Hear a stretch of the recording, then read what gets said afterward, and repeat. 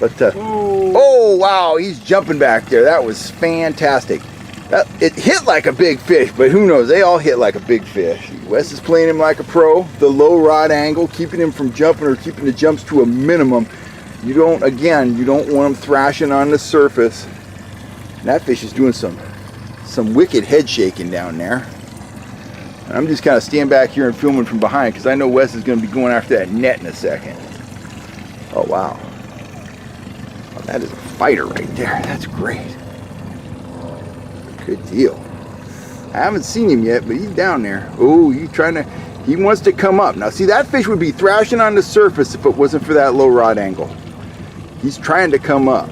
He's down there, he's thrashing, he's head shaking. But as long as you keep him under the water, it cushions everything and you got a much better chance of landing a fish, particularly a big fish. We don't know how big this fish is. He's probably pan sized, but he's putting up a good scrap.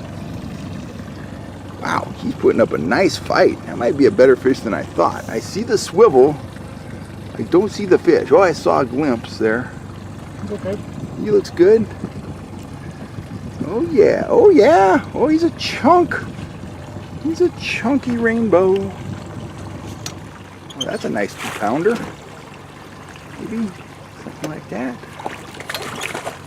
On the pink grub, getting it done. Oh, and I think he really took that grub deep. Oh yeah, that one is bleeding. He took that grub super deep. Let me pull a little line here. Now that's one that is probably going home for dinner. Look at that. That's what a grub can do, guys. That's how confident that trout was that that grub was the real deal. That grub is way down in that fish's throat. He just pounced on it. He ate it. He was convinced it was the real deal. And the rest is history. Looks like we're having trout for dinner, Wes. All right. Sweet. You know what I say about worms? When the going gets tough and you absolutely positively have to catch a trout, put on a threaded worm, put a worm on a slow death hook, and you are likely to hook up. All you gotta do is troll that worm between 1 and 1.8 miles an hour. You might want to team it with a small blade. You might want to fish it naked. You might have to do a little experimenting. But the bottom line is, when the going gets tough and you need to put your clients on fish or you want to put yourself on fish, bust out the night crawlers and your troubles are usually over. Now, I've been getting a lot of emails lately, guys asking me, what is an alternative? What is a viable alternative to using night crawlers? And well, my first knee-jerk reaction would be use a gulp worm, but I'll take those off the table too, because I think these are guys that really want to get away from using worms, or maybe they're fishing at lakes that don't allow natural bait, or maybe they just don't have access to the bait, or whatever.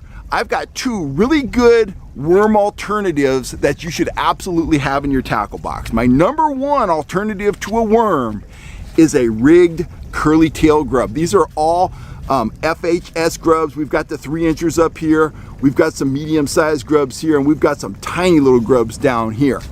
They are extremely versatile. They have a lot of action at low speeds. They've got that swimming tail. I like to troll them naked a lot. When the bite's tough, troll your grubs naked. I like to start out with 3-inchers. If 3-inchers aren't working, I'll go to the 2-inchers. And of course, the nice thing about grubs is they come in a huge spectrum of colors.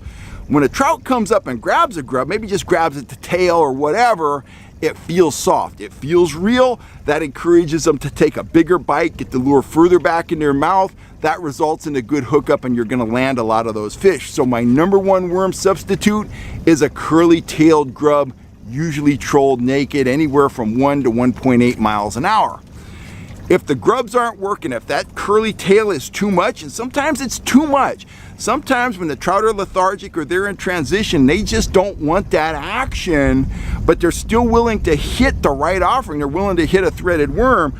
Lots of times you can take a dark colored tube like this mud bug colored shad tube here and put that on and fish it without a wiggle disc, fish it without any kind of blade, just put a treble hook in it, troll it straight through the water. It's kind of a do-nothing presentation. It will flat out work when the fish are lethargic. Sometimes less is more, and it's a lot like the grub in that if they come in here and nip at the tail or nip at the body, it feels soft, it feels real. They get it well back in their mouth.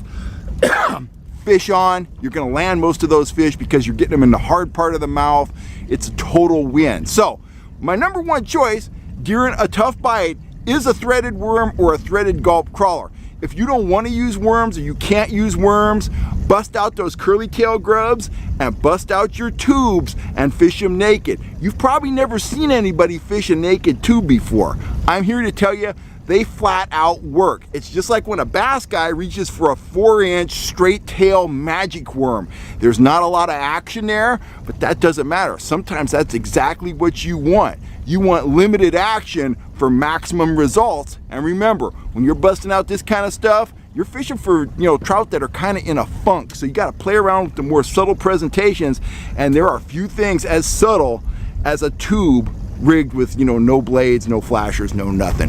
Anyway, I'm Kel Kellogg. I'm signing off for now. If you want to check out our full line of Fish Hunt Shoot Productions grubs and our full line of Fish Hunt Shoot Productions tubes, we have 2 awesome kits in our store over at fishhuntshoot.com.